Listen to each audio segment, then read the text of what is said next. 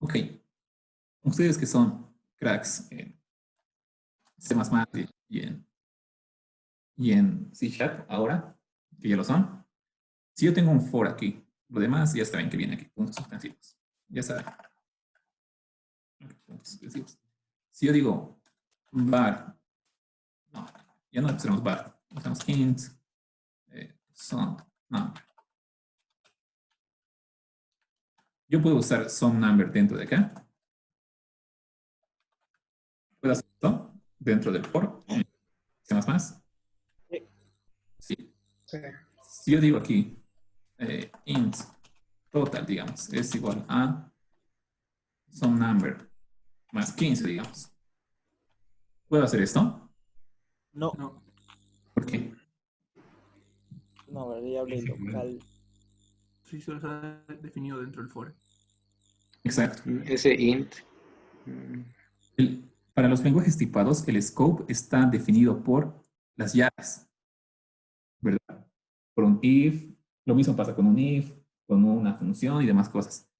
El scope está definido por las llaves. Es como si yo tuviese una cajita global donde pongo mis variables y cuando yo hago un for, un if, es como si tú tuvieses otra cajita más pequeña dentro de la grande y todas las variables que tú declaras dentro de esa cajita que está delimitada por las llaves solo sirven dentro de esa cajita, digamos, o ese context, ese container. Esa caja le llamaremos. Esto es como trabajan los lenguajes tipados. Y eso se lo llama scope, justamente. El scope está definido por las llaves en lenguajes tipados.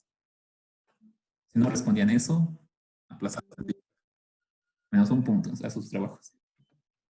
Para JavaScript, el scope es distinto. Tenemos el global scope, que ya hemos visto, que es window, y también tenemos el lexical scope. Estas cajitas o scopes para JavaScript están definidos en las funciones. Cuando ustedes definen una función, es como si se crea un nuevo scope, como si se creara una nueva cajita. Entonces, esto que hemos hecho aquí, ya lo he borrado, ya lo he borrado. En JavaScript sí serviría, sí podríamos acceder a esto. ¿Por qué? Porque cuando yo defino esto, digamos, ¿dónde estoy? Estoy en el global scope. Entonces, este i va a estar dentro de window.i. Y cuando yo venga acá, ¿dónde estoy? Estoy en el global scope. Entonces, sí puedo ver este some number. Lo vamos a ver más cachito. Entonces, ven que... Entonces, Dime, Luis Suárez. entonces los scopes se relacionan entre sí sin importar, digamos, a qué grado estén. Como les digo, hay un global scope. Ahorita solo estamos viendo global scope. Pero cuando veamos lo que hemos hecho ahí, función, digamos, some func, cuando hagamos esto, lo que tú definas aquí ya es otro scope. Si yo hago aquí lo mismo, vale, some number, igual.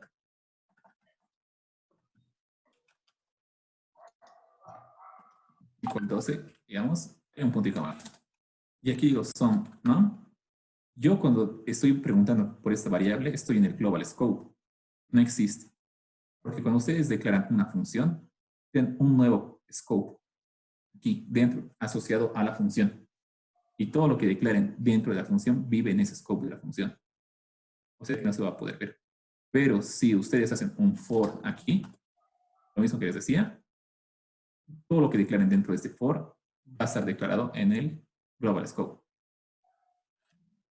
Un cacho raro, pero lo vamos a ver por partes. Ahorita lo estamos viendo en general.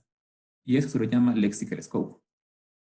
Y esta vez, justo lo que les decía, que todas esas variables están disponibles solo dentro de la función. Luego ya lo que se llama el scope chain. ¿Lo vemos ya nomás? No, no creo. Hay lo que se llama el scope chain. Vamos a verlo en un cachito. Ya. Cada vez que ustedes declaran una función, pasa tres cosas. Uno, se crea un contexto de ejecución, lo que hemos visto. Luego se agrega la palabra this. se vendía el dis. El dis no es el dis que conocemos de la instancia de C Sharp, de C++. Y se crea una referencia al outer scope o el outer environment. Sé que todo eso ahorita está súper chino, pero cuando... Lo único que está claro ahorita es esto, ¿verdad? Eso nos dice, crea su propio scope o su propio cajita para definir las variables. Esto de aquí yo creo que lo están entendiendo. De a poco, vamos a ver más. Esos otros dos lo vamos a ver más cacho y tienen que tener tatuado esas tres reglas si quieren entender JavaScript. ¿Y qué más? A ver, eso lo del scope chain lo mostramos. Y así lo mostraremos. Lo haremos con... Primero vemos esto de acá, creo. Sí, veremos esto de acá para que quede un poco claro. Entonces, ¿cómo ustedes agregan un archivo JavaScript? Simplemente ponen script. Para lo que era CSS era link href y ponías tu archivo CSS. Para lo que es JavaScript, pones script, source y tu archivo JavaScript. En este caso, ¿qué dice nuestro archivo JavaScript? Estamos definiendo una variable. Y aquí no haga mucho caso. O bien, simplemente hemos definido esta variable. ¿Dónde va a ser definida esta variable? Por defecto, si no está dentro de una función, está definido en el Global Scope. exacto. Ok, guardemos eso de acá. Y entonces, ustedes también pueden, así como teníamos CSS en el mismo archivo HTML, ¿se acuerdan de lo del style? Ustedes pueden definir igual scripts, que es esto. Y este console log es una funcioncita que se usa harto. Ese console log vive igual en el window. Y lo que te hace es te pinta en pantalla, en la consola, es mostrar. Este X se va a poder mostrar. ¿Sí o no? A ver, veremos eso.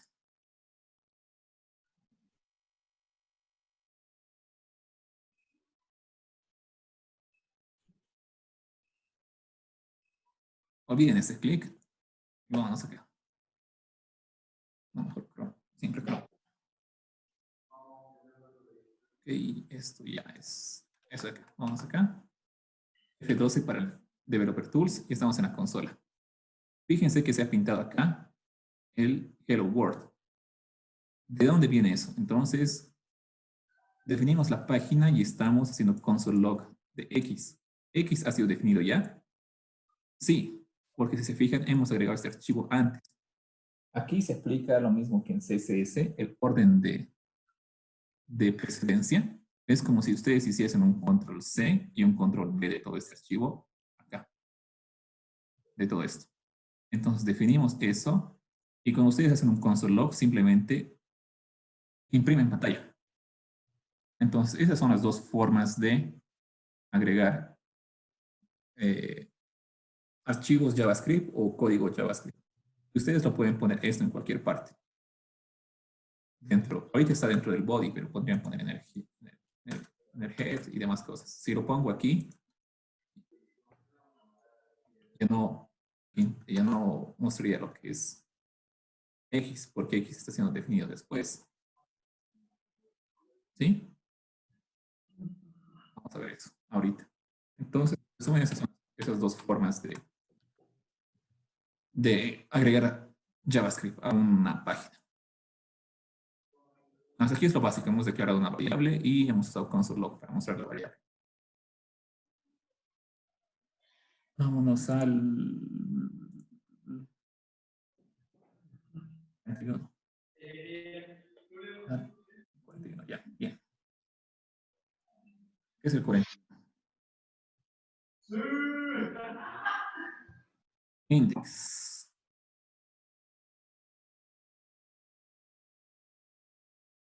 Ok. ¿Cómo agregamos un archivo JavaScript? Lo estamos agregando ahora en el head. Agregamos y ¿qué va a hacer esto? Ok, vamos a ver de entrada lo que es el scope chain. Es algo, un cacho raro. Veamos. Entonces, haremos eso de aquí. Go live.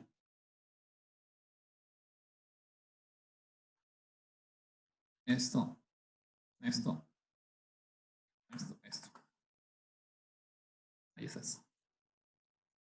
Puse un breakpoint.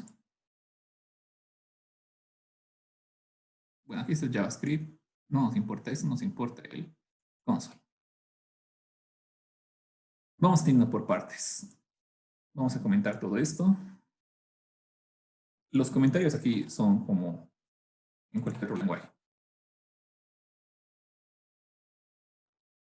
Y le damos guardar. Entonces, hasta esta parte, fíjense, estamos declarando la variable, lo mismo que estábamos haciendo antes. Esto va a vivir en el global scope, es lo mismo que es el window.message. Y cuando llega un console log de global message es igual a, están concatenando aquí strings. No creo que tenga mucho lío de esto. Y dice que está en global. Ahora, si yo declaro una función, haremos más pequeñita la función. ¿Ok? Ahí. Eso comentaremos. Si yo declaro, vámonos a la parte más básica. Si yo declaro message 1 dentro de esto. Y yo digo console log de message 1.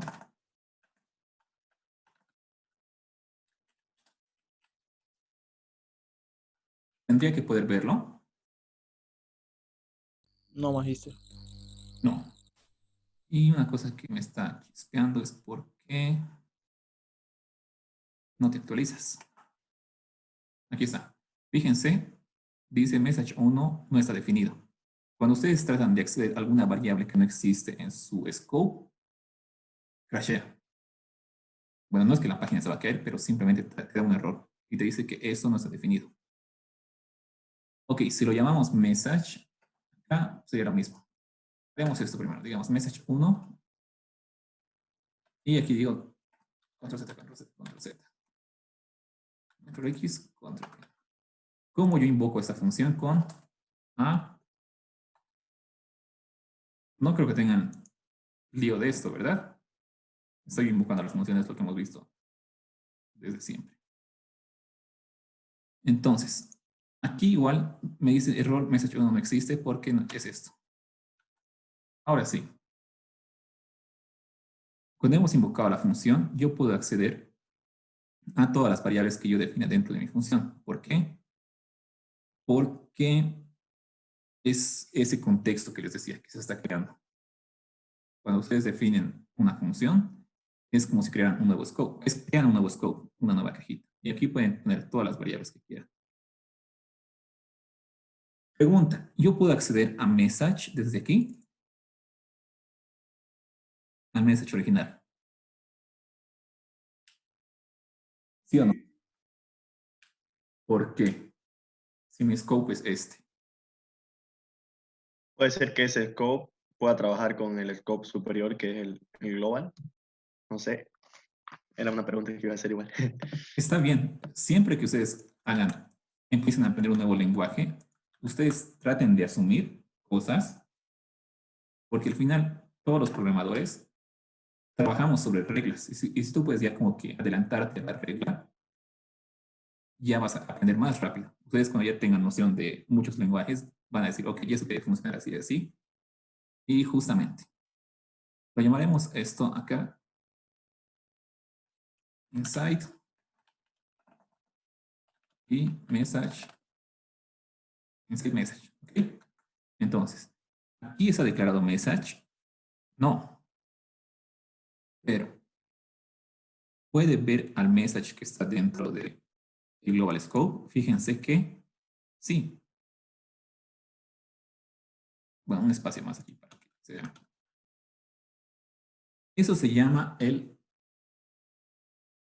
scope chain. Y lo que hace es esto. Lo vamos a ver ahorita en otra diapositiva o en otro código. Lo que hace es, ok, aquí te dice, viene aquí no el compilador, el interpretador, y te dice, ok, ¿existe el message dentro de este scope que es de esta función A? ¿Existe? No. Si no existe, lo busca en su scope anterior, superior, outer scope, el scope de afuera. Y dice, ok, ¿cuál es su outer scope de este? ¿Dónde viene esto? ¿Dónde ha sido declarado? ¿Dónde está siendo declarado esta función dentro de el global scope? Si ustedes dicen, ustedes pueden decir esto, digamos, console log window.a.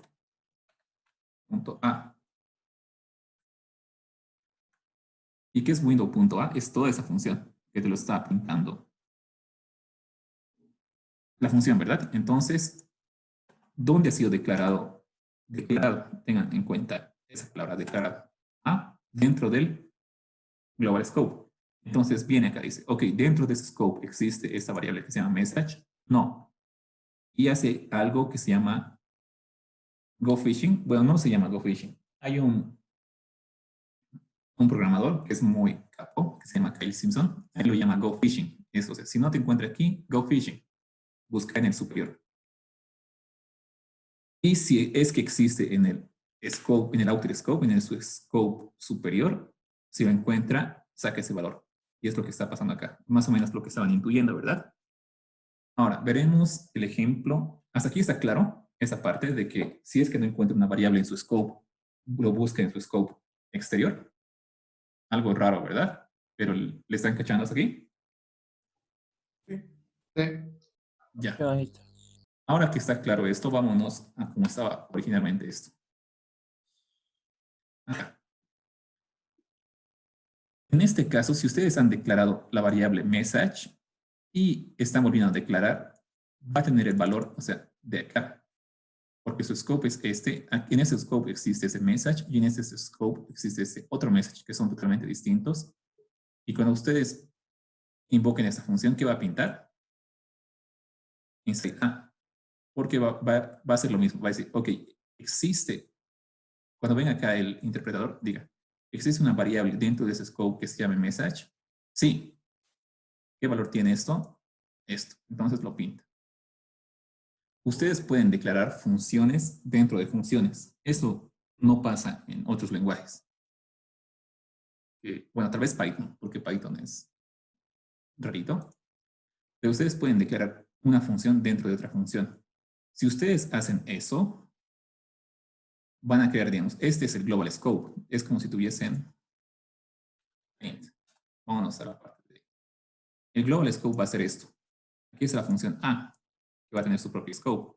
Y dentro de A estamos declarando B, que va a tener su propio scope. ¿Sí? Como conjuntos más o menos. Y yo puedo ejecutar dentro de B, puedo igual hacer el console log. ¿Qué haría en este caso? Te dice, ok, cuando ejecutemos esa función, ¿qué va a decir? Ok, ¿existe la variable message dentro de ese scope B? No. Go fishing. Busca en el scope superior. En este scope superior existe una variable que se llama message. Sí. Entonces, dame el valor de esto. Y hacemos un console log. Aquí el console log de A, ¿qué va a hacer? Bueno, es la función que ya les he mostrado. Ahí tiene una pregunta. Sí. Después de definir, digamos, o declarar la función B, A podría acceder al scope de B. No. O sea, sí sabemos que B puede acceder al scope de A, pero A Sí. podría acceder al de B. No. No pueden hacer eso. Simplemente, por eso se llama scope chain, porque va desde los del scope más anidado a los exteriores. Va así, ¿verdad? En ese sentido. Fíjense qué está haciendo. Entonces, primeramente, este console log es de acá. Estamos en global scope. Luego ejecutamos A. Porque cuando tú declaras, no estás ejecutando. Ejecutamos A y bla, bla. Entonces, dentro de ese scope ya tenemos un message que es inside A.